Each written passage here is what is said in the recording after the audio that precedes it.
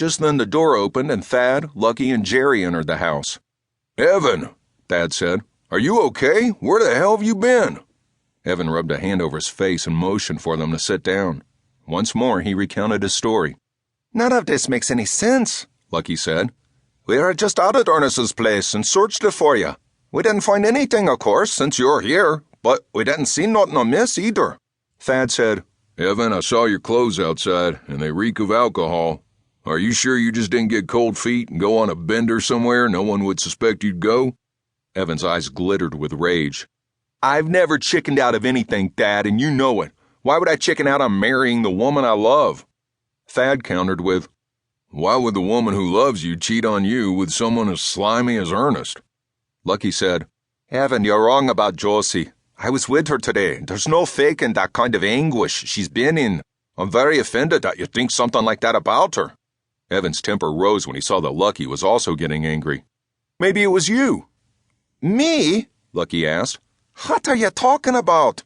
"You've been sniffing around her ever since you got here with her, playing the hero and befriending everyone," Evan said. He knew on some level that he was being irrational, but he couldn't seem to stop himself. Lucky laughed and said, "Lad, if I'd have wanted Josie for my own, I'd have had her by now. No, Josie loves you, and all I feel for her is friendship. I'm gonna go before this gets any worse. Good night, everyone. Get some rest, Evan. Things will look better in the morning." Once Lucky was gone, Jerry said, "Evan, Ernest swore to us on his father's life that he had nothing to do with what happened to you. And I gotta say that I believe him. You know how he is about his father." Thad nodded. "He lies and schemes about all kinds of stuff, but when he swears on his father's life about something, you know he's telling the truth. He swore that he has no interest in Josie, and I believe him." "Who else would do this to me?" Evan said. "Who else would want to keep me from getting married? What's in it for them?" "I don't know," Jerry said. "None of it makes any sense. You're right. If not Ernest, then who?" Thad said, "Well, we're not going to find any answers tonight.